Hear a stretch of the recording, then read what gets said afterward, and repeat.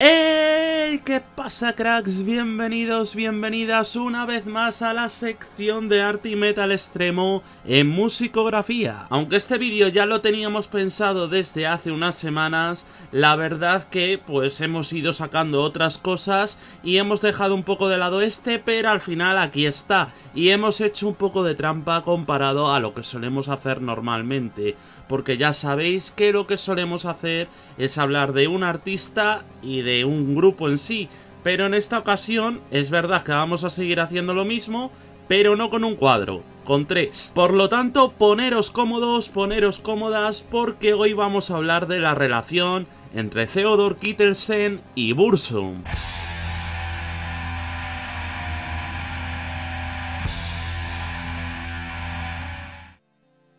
Nos situamos en Noruega, en torno al año 1900, donde las famosas cataratas empezaron a desarrollarse y todo el país miraba de forma distinta la flora y la fauna nacional. Rjukan-Fonsen, en Telemark, se convirtió enseguida en una convergencia de gran naturaleza, con instalaciones tecnológicas enormes, emociones fortísimas y una capacidad de negocio brutal para la época. De hecho, así como curiosidad, fue mucho antes que esto cuando Sondre Norheim, padre del esquí moderno, popularizó aquí el gran movimiento conocido como Telemark. Y sí, también fue el lugar donde se crió en gran medida Isan the Emperor. Sobre la mesa, la concepción de cómo se desarrollaron las cataratas en Noruega no tendría mucha relación con lo que vamos a hablar hoy, pero realmente sí que la tiene, y la tiene bastante dentro de lo que es la obra de Kittelsen. Theodor Kittelsen nace en Noruega en 1857 en un municipio costero perteneciente a Telemark, y tras una dura infancia donde perdió a su padre con 10 años y tuvo que sobrevivir con su madre y sus 7 hermanos, Diderik Maria Ahl descubrió sus dotes artísticas cuando Kittelsen tan solo era un joven de 17 años. Destacó como alumno de la escuela Wilhelm von Hanus en Cristania, la actual Oslo, y tras un periplo que le llevó por Múnich y por París, Kittelsen volvió a Noruega y encontró en la naturaleza una fortísima inspiración, y además empezó a escribir textos para sus dibujos. Si recordáis anteriormente, cuando hemos hablado de las cascadas y de la naturaleza, el desarrollo que se hizo en Noruega durante esta época, la verdad que sirvió mucho a Kittelsen para esta inspiración nada más llegar a Noruega otra vez. Pero entre 1907 y 1908 la cosa cambiaría mucho. Fue en esta época cuando el artista pintó 5 acuarelas sobre la transformación de una cascada que le abrieron muchísimas puertas profesionalmente. Son una pasada.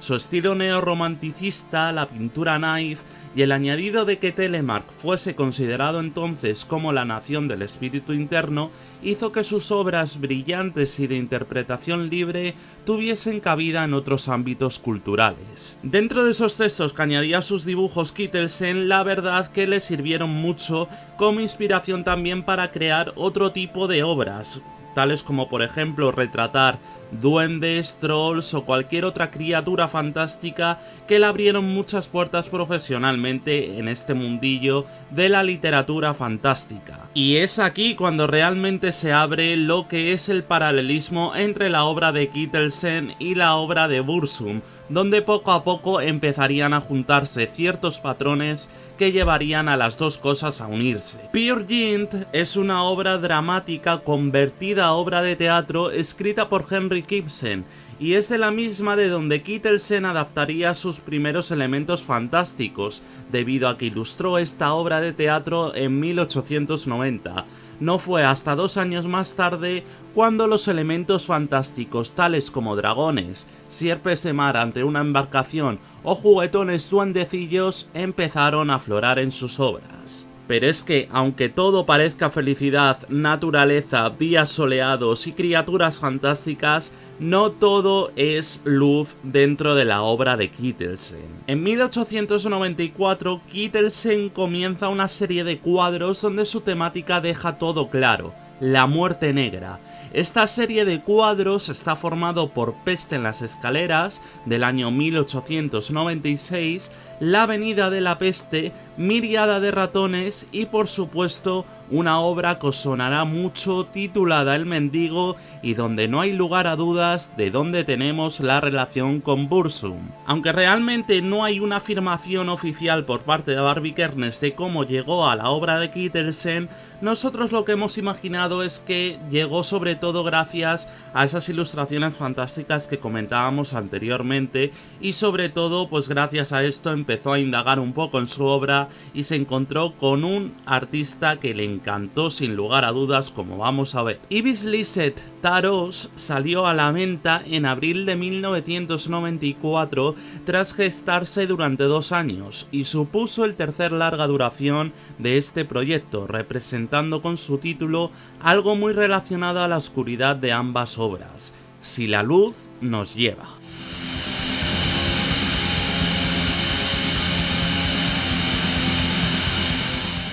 Nos encontramos ante un disco que sobre todo es frío, cortante y desolador, y sí que es cierto que muchos patrones de aquí se utilizan más tarde dentro de lo que es el Depressive Black Metal, pero a nosotros, como ya explicamos en el reportaje, no nos parece el detonante definitivo para hablar de Depressive Black Metal. Pero para Barbie Kernes este álbum resulta un álbum conceptual y sobre todo anticristiano, diciendo que los supuestos textos sagrados de la religión católica lo que llevan es a una luz, cuando él lo que ve es oscuridad, y que esa fe ciega te lleva al vacío al que hace referencia la última canción. De esta manera, si observamos el cuadro, que por cierto tiene la misma composición que otro cuadro de Kittelsen titulado Woodpecker, nos topamos con una escena dramática de un hombre ya en los huesos, y además Kittelsen nos pone en el camino para espantar a los cuervos que hacen acto de presencia a lo largo no solo de esta obra,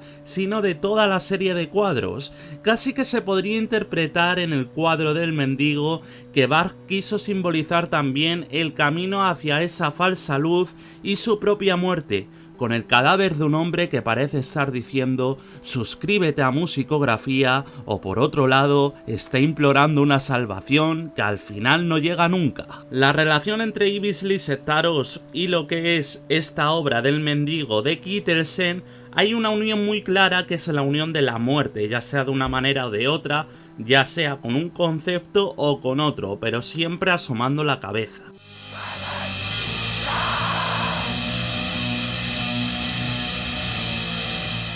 Pero ¿qué os pasa si decimos que también otra obra mítica de Burzum está relacionada con Kittelsen? En el año 1900 los tonos oscuros de Kittelsen parecieron dar paso a los tonos amarillentos de Un bonito día. El oso duerme en mitad del camino tras una agotadora jornada de trabajo, el alce bebe del agua del río para calmar su sed, los pájaros tienen también sus asuntos entre sus alas y en definitiva parece un cambio de época. Kittelsen en este momento volvió a su músculo más fuerte, volvió a retratar esa naturaleza, esa flora y esa fauna que por supuesto era de colores más vivos y colores mucho más alegres.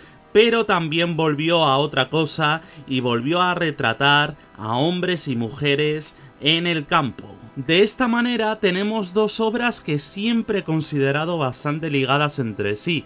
En esta que estáis viendo ahora mismo vemos como una mujer llora desconsoladamente porque la llevarán lejos del país tal y como dice el título del cuadro, y parece que no quiere ese destino por lo que representa.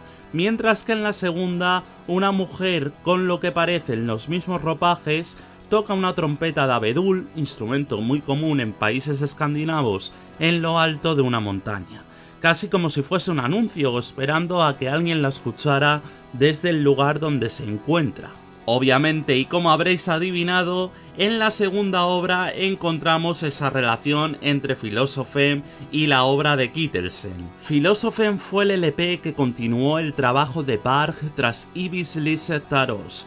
Fue lanzado el 31 de enero de 1996 y pretendía crear atmósferas totalmente distintas, creando más allá de un ambiente sombrío, una reflexión dentro de distintos paisajes.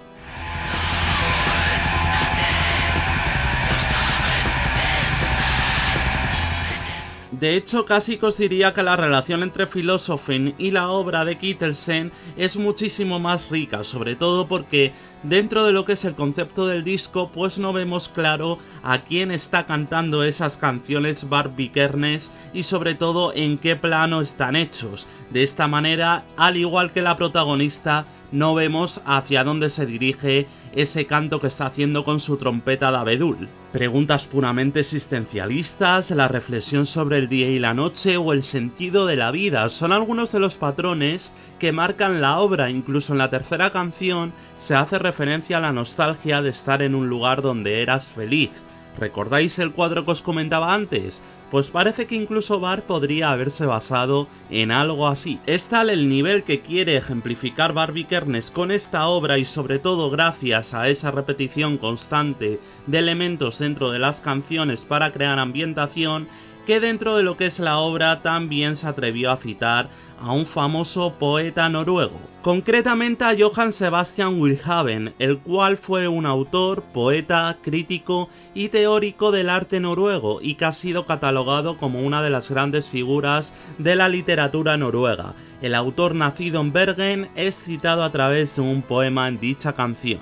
Pero cuando pensabais a lo mejor que la relación entre Kittelsen y Burzum terminaba aquí, la verdad es que no. De esta manera, varias obras del autor son incluidas en el libreto de Philosophin, añadiendo así un toque aún más atmosférico a las canciones y dotándolas de un plus de calidad por retratar esos sentimientos implícitos en ellas.